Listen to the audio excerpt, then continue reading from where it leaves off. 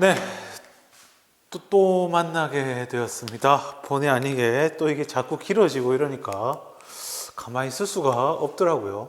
그래서 뭐 온라인 계약도 대비할 겸 이번에 새롭게 또 장비도 하나 구입했거든요. 그거도 하나 좀 테스트할 겸 해가지고 한번 녹화를 해보도록 하겠습니다. 이번 시간에는 이제 36에서 39페이지, 여러분들 교과서 다 받으셨나 모르겠습니다. 36에서 39페이지에 있는 진안 시대에 대해서 이야기를 하도록 하겠습니다. 뭐 진나라나 한나라나 뭐 지금의 중국을 형성하는데 아주 큰 역할을 했다라고 할 수 있는 거죠. 이 진이라는 말, 그죠? 중국 역사에 진이라는 말이 많이 나옵니다. 뭐 한문으로 뭐 이렇게 씁니다. 뭐 비록 한문 잘 알지 못해요. 뭐 대학교 때 한문 열심히 해야 된다 해가 하긴 했는데, 야, 아직까지도 적는 거는 잘 안 되더라고요. 뭐 읽는 거는 좀 읽는다고 생각하는데, 옛날에는 뭐 사료 강독이나 이런 것도 많이 하고 해서 했는데도 익숙하진 않습니다. 한문 이런 거 써요. 나중에 보면 요 한나라 뒤이어 나오는 게 위진남북조라고 나오거든요. 그때의 진은 또 다른 한자습니다. 근데 그때의 진이랑 이 진은요, 비교할 게 못 돼요. 이 진이 엄청 유명하죠. 그죠? 지금 우리가 그 중국을 영어로 하는데 뭐라 부릅니까? 차이나라고 하죠. 그죠? 차이나. 차이나라고 하는 요 차이나 자체, 차이나가 어디에서 나온 말이냐? 요 진나라에서 온 말입니다. 그죠? 진시황. 외국인들한테 물어보면, 중국 역사에 대해 물어보면은, 두 사람 알아요. 진시황, 징기스칸. 그죠? 진시황과 징기스칸. 그 정도로 유명한 인물입니다. 진나라의 황제였던, 진시황이라고 하죠. 뭐 이런 거, 그죠?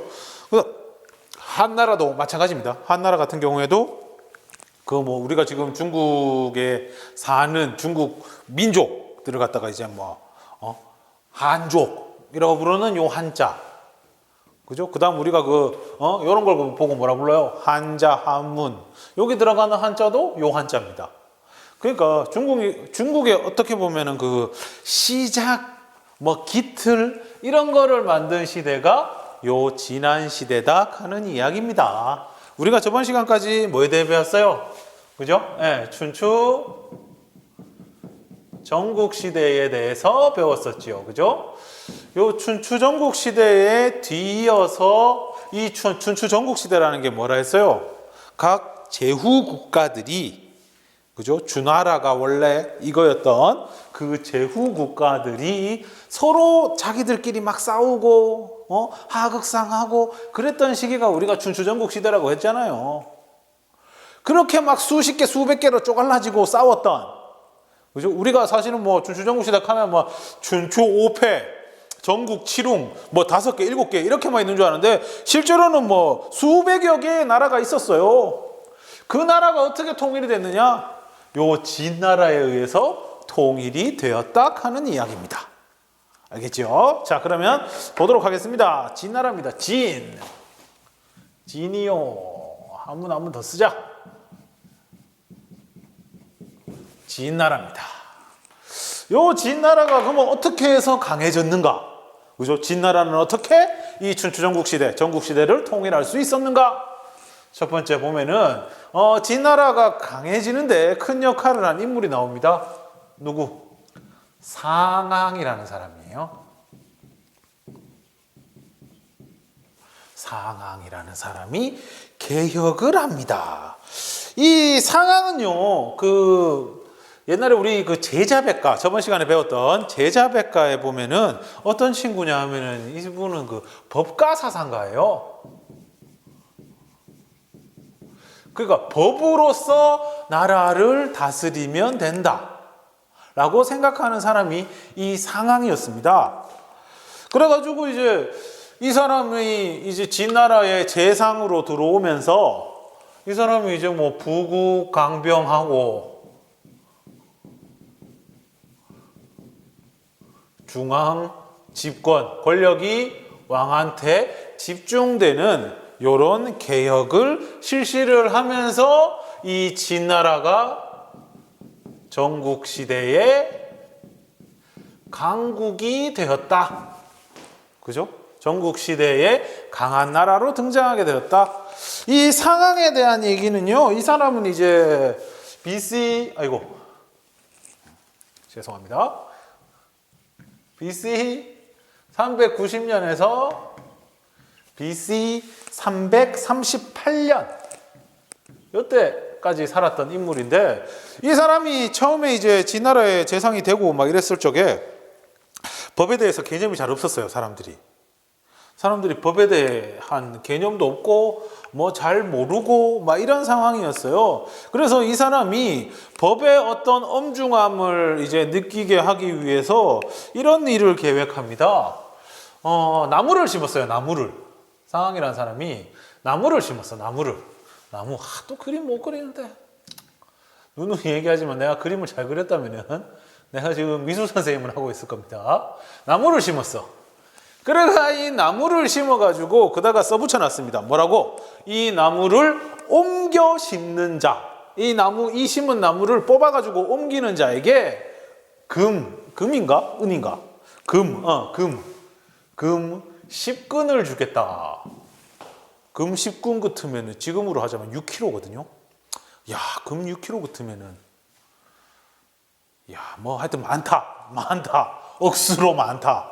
그랬는데 이제 사람들이 이걸 보고 안 믿었어요. 에이, 누가 또 장난친 거겠지 하면서 그렇게 생각했는데, 그래가지고 나중에 이 상황이란 사람이 금을 올렸어요. 야, 10근으로 안 하냐? 50근을 주겠다. 이렇게 한 거예요. 그랬더니만 사람들이 딱 보더니만, 야, 이거 옮기면 진짜 주겠나? 에이, 설마 진짜 줄까? 하면서 반신반의하다가, 에이, 뭐 안 주면 할 수 없지 뭐 하면서 누가 옮겼어요. 그랬더니만 진짜 50근을 준 거야. 금을. 그 사람은 뭐 한 방에 떼부자가 됐겠지요. 그리고 나서 이제 진나라 사람들이 알게 됐지. 아, 법을 지켜야 되는구나. 아, 법이 이런 거구나. 라는 걸 알게 된 거지. 알겠죠? 이걸 갖다가 이제 유명한 그 사자성어로 이런 말도 씁니다. 이목지신이라고. 이목지신. 약속을 지켜서 나무를 옮겨서 믿음을 얻었다. 뭐 이런 뜻입니다. 그래가지고 뭐 이런 식으로 해서 진나라를 국가로, 법으로 다스리는 국가로 바꾸게 되고, 결국 진나라가 전국시대 강국으로 부상하게 됩니다. 그래가지고 이제 그 진나라에 보면, 전국시대에 보면은 전국칠홍이라고 있었잖아요. 그래 그 뒤로도 이 진나라가 강해지는 것을, 자꾸 진나라가 커가는 것을 경계하는 사람들이 있어가지고, 그때 당시에 뭐 이런 말 한 번씩 뭐 정치 쪽 기사에 보면 이런 얘기가 나와요. 합종이다, 연횡이다 하면서, 이제 합종이라는 건 전국 칠홍 가운데 진나라를 제외한, 이게를 세워놔야겠다. 자, 이게 뭐 색깔 별로 중요하지 않다는 거, 그죠? 자, 진나라를 제외한 6국이 연합을 맺는 거고, 연횡이라는 건 각각의 국가가 진과 개별 동맹을 맺는 거예요.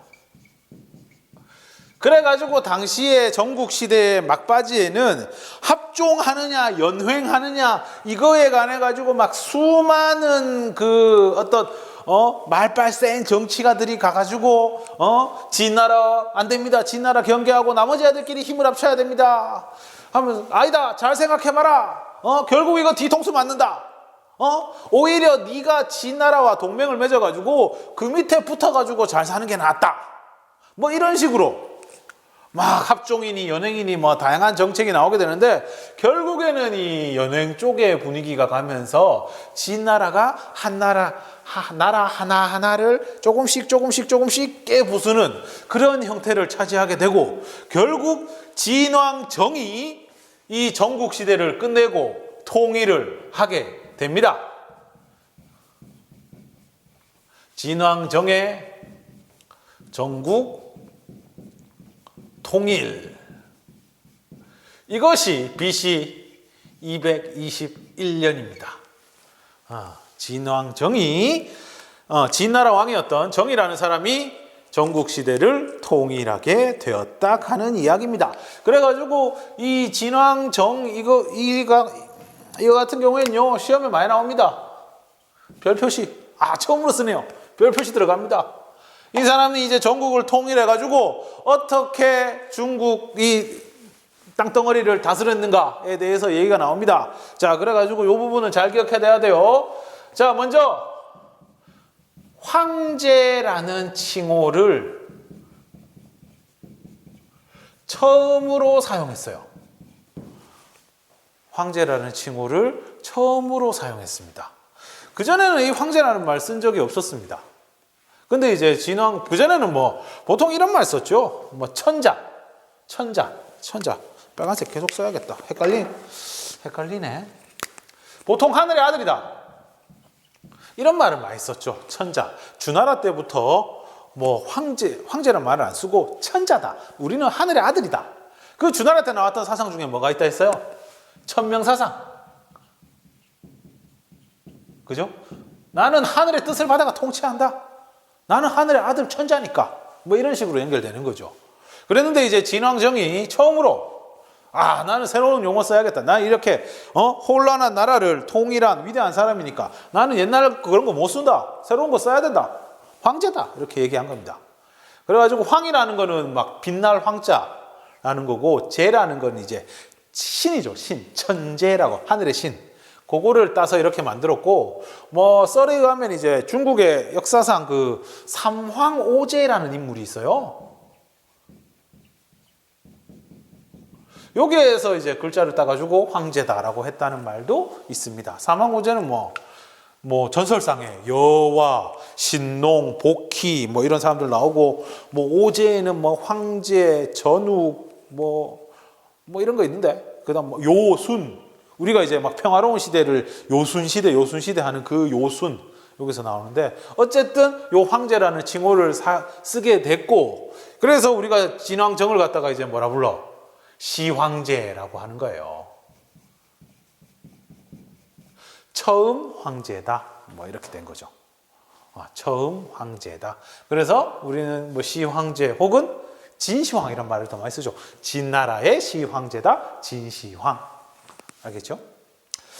자, 그 다음에 두 번째입니다. 두 번째는 이제 군을 설치했어요. 각 국가의 전국에 36군을 설치합니다. 나중에 이거는 뭐 40군, 42군으로 늘어나게 되는데 이 군을 설치했다는 건 뭔 의미가 있느냐? 군현제를 실시한 거죠. 군현제란 건 뭐냐? 그 전에 그 통일 왕조였던 주나라 때는 어떻게 다스렸어요, 이거를? 기억납니까, 혹시? 주나라 때 이 통일 왕조를 갖다가 봉건제로 다스렸잖아요. 이거랑은 정반대되는 개념입니다. 봉건제는 땅이 있으면은 얘들이 이 땅을 먹었으면은 계속 대대로 자기들이 다스려 가진 거지. 그랬더니 뭐 어떤 문제가 생겨요, 나중에. 춘추전국 시대가처럼 있잖아. 야들이 나중에 뭐 독립국가다라면서 막 나오는 경우가 생겼잖아. 그래서 이 군현제 같은 경우에는 전국에 군과 현을 설치를 하고 여기에 누구를 보내느냐? 관리를 파견하는 거죠. 그죠? 얘들한테 통치를 완전히 맡기나? 물론 완전히 맡기지만 어떻게 해? 얘들은 자꾸 교체가 되죠. 뭐 승진하면 딴 데 가고 뭐 한 곳에 오래 머무르게 안 하잖아. 그래서 이 군현제를 가지고 이제 뭐라 불러? 왕의 입김이 많이 차지하지. 중앙 집권이다라고 얘기를 하는 겁니다. 알겠죠? 이렇게 이해하시면 됩니다. 그 다음에 또 뭐 도량형,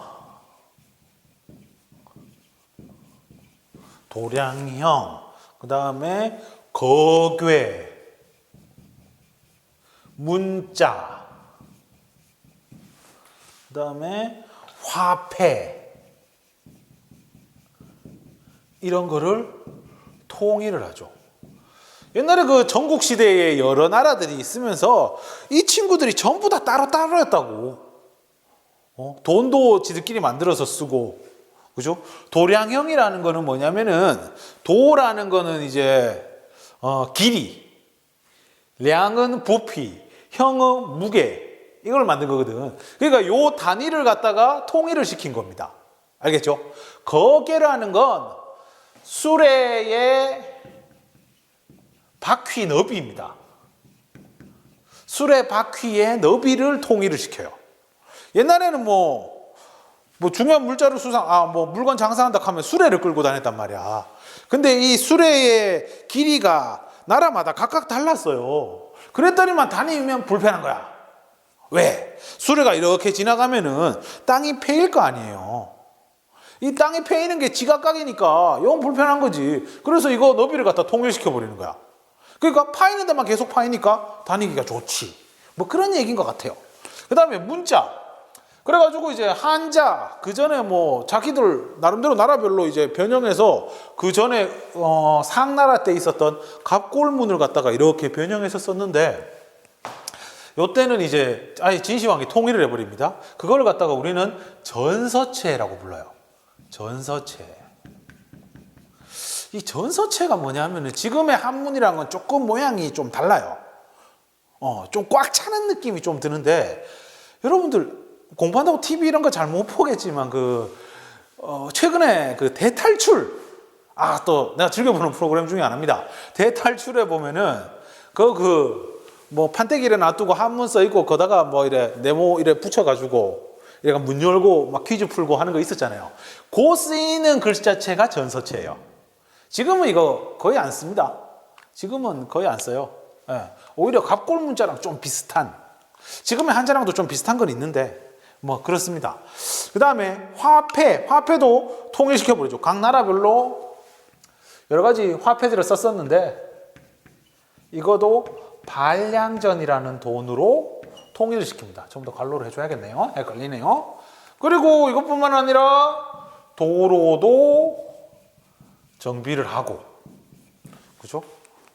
이런 식으로 뭐 통일을 했다 하는 이야기입니다. 그 다음에 또 사상도고 막 통일을 해버려요. 사상 통일. 뭘로? 법가로. 그러면서 일어난 아주 유명한 사건이 분서갱유다.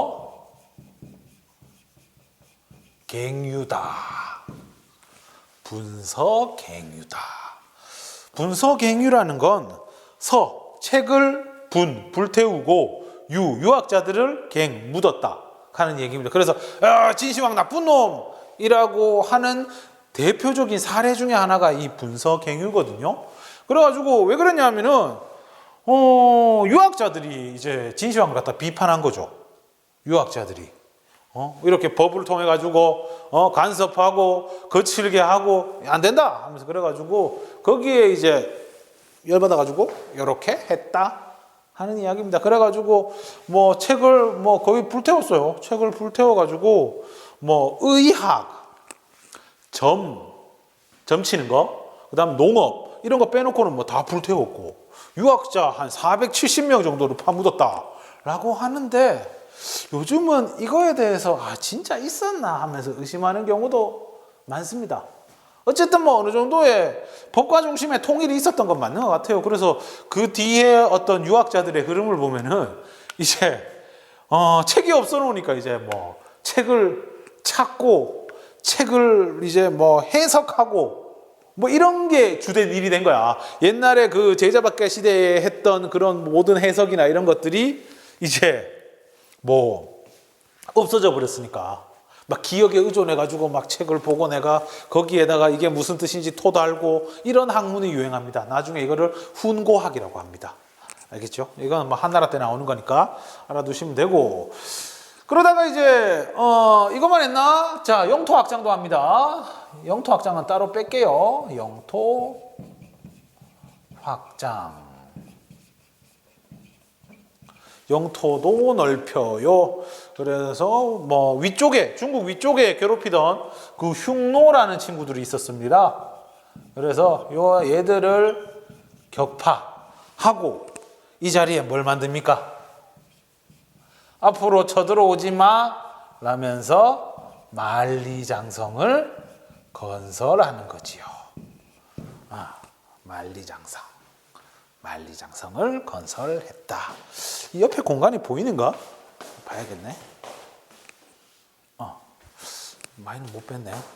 자, 만리장성을 건설했다. 뭐 그것뿐만 아니고 뭐 여러 군데 막 쳐들어갔어요. 저 남쪽에 이제 베트남 지역에 보면은 남쪽에 뭐 어우락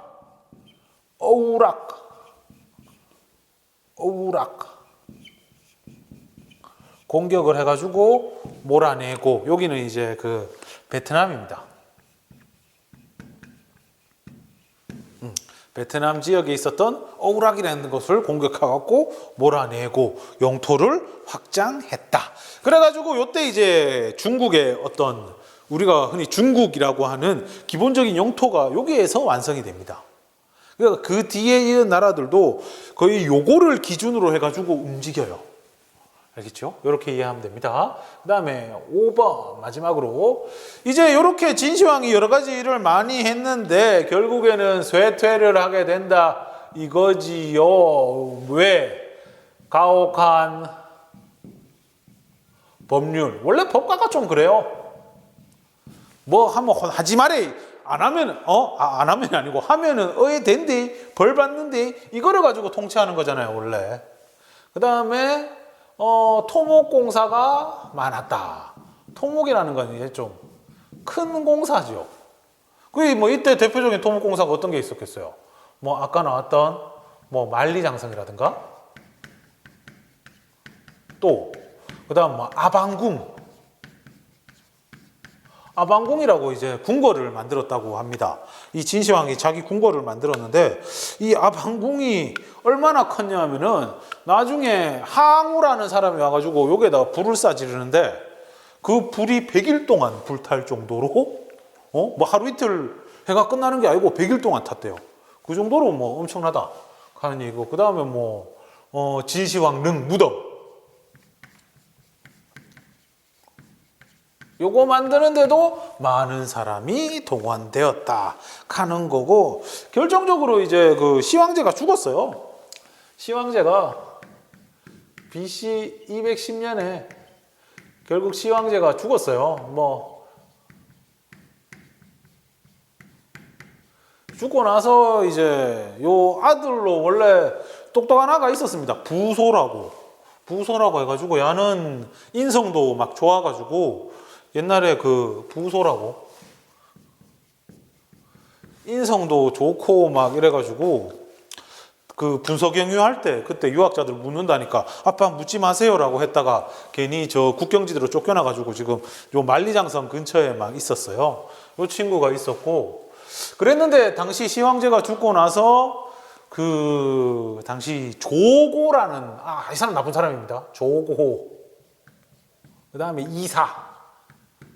조고는 밑에 있었던 황관이고, 이사가 이제 그 어떻게 보면은 법가주의자, 재상쯤 되는 사람인데, 이 두 사람이 쑥덕쑥덕 해가지고 부소를 죽여요. 아버지 명령이라고 이제 조작해가지고, 니는 죄를 많이 졌으니까 일단 시황제가 죽었다는 사실을 숨겼대요. 이 사람이 이제 시황제가 나중에 그 자기가 얼마나 많은 땅을 차지했는가 해가지고 전국 순회를 하거든요. 그 과정에 죽어요. 그 죽었는데 막 숨겨. 그 여름이고 막 이래가지고 막 시체 썩은 내가 막 진동하고 그랬는데도 끝까지 숨겨요. 그리고 이제 그러면서 이제 부소한테 편지를 날려가지고 니는 죽어라 하면서 막 그런 식으로 막 얘기를 한 거야. 자살해라 하면서. 그랬더니만 이제 부소의 부하들이 사실 뜯어 말렸어요. 이거 아무리 봐도 좀 이상하다. 어떻게 아버지가 아들한테 죽으라는 얘기를 할 수가 있느냐. 이건 좀 고민해 봐야 된다라고 하니까, 부소 이 사람이 아주 착하고 효자고 막 이래가지고, 야, 아버지의 명령인데 의심하는 것 자체가 잘못된 거다. 간다 하면서 갚았어요. 그랬어요. 그러가 막 죽고 그다음에 그 아들 하나 있는 거 호해라고.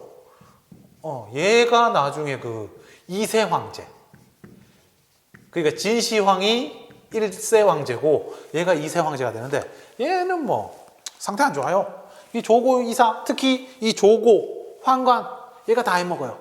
그래가지고 요때 나오는 유명한 사자성어가 이거죠. 지록위마. 뭐 사자성어 많이 나옵니다. 지록위마. 사슴을 가리켜 사슴 술로 사슴을 가리켜 말이라고 하다. 뭐 이런 거지. 그 야가 얼마나 설쳤는지 사슴 하나 딱 갖고 와가지고 이제 그러니까 신하들한테 충성심 테스트를 한 거예요. 지가 건방지게. 그러니까 사슴 한 마리 갖고 와가지고 전하가 아니고 폐하지. 미안합니다. 폐하. 말을 가지고 왔습니다. 라고 하니까 호해가 막 웃어요. 이게 뭐 말이에요. 이거 사슴 아니에요? 하면서. 그랬는데 조호가 이거 사슴 맞습니다. 이거 말 맞습니다. 하면서 나도 헷갈려. 말 맞습니다. 막 이런 식으로 얘기를 하니까 신하들 가운데 아무도 그거에 대해서 지적하는 사람이 없더라. 말이 맞습니다. 황제만 이상한 사람 만들어 보는 거야. 그 정도로 이 사람이 아주 나쁜 놈이다 가는 건데 결국 정치도 안 되고 뭐 이러면서 일이 터지게 됩니다. 일단 기본적으로 가혹한 법률과 토목공사에 대한 어떤 백성들의 불만. 불만이 빠졌네. 백성들의 불만이 쌓였고 결국에 이 백성들의 불만으로 인해가 일어난 사건이 진승 오광의 난입니다. BC 209년. 하여튼 그 진승 오광이라는 사람은 뭐 하는 사람이냐 하면은 이 중국 역사를 이렇게 돌이켜 보면은 농민 반란으로 망하는 경우가 많아요. 그 시초입니다. 진승 오광의 난. 원래 진승 오광은 이제 관리였어요. 그 어떤 관리였느냐 하면은 그 일하는 사람들 있죠. 백성들 끄잡아가지고 백성들 동원해가지고 이제 공사장에 보내주는 그런 역할을 하는 사람이었는데 물이 불어가지고 날짜를 못 맞추게 된 거예요. 정해진 날짜에 만리장성에 아들을 보내야 되는데 중간에 물이 불어가지고 못 보낸 거예요. 근데 당시 진나라 법률에 의하면 이거 날짜 어기면 사형이다 이래 됐거든. 그러니까 진성이가 가만히 생각해 보니까 이거 어차피 죽을 거 없자. 그래가지고 야다가 이제 반란을 일으킨 거죠. 이 사람이 900명의 농민을 데리고 가고 있었거든. 그런데 규모가 엄청 커져가지고 이것 때문에 나라에 혼란이 막 오고 막 그래요. 그래가지고 이때 당시에 진승오광한테 했던 유명한 말이 이거죠. 왕후 장상에 씨가 따로 있느냐. 그래서 많이 들어본 것 같지 않아요? 고려시대 만적의 난 때도 이 얘기 나오죠. 아주 유명한 말입니다. 아마 여기서 따왔을 거예요. 왕후 장상에 씨가 따로 있는 왕 되고 귀족 되고 이런 아들은 뭐 정해져 있나? 우리도 하면 되지. 이렇게 된 거예요.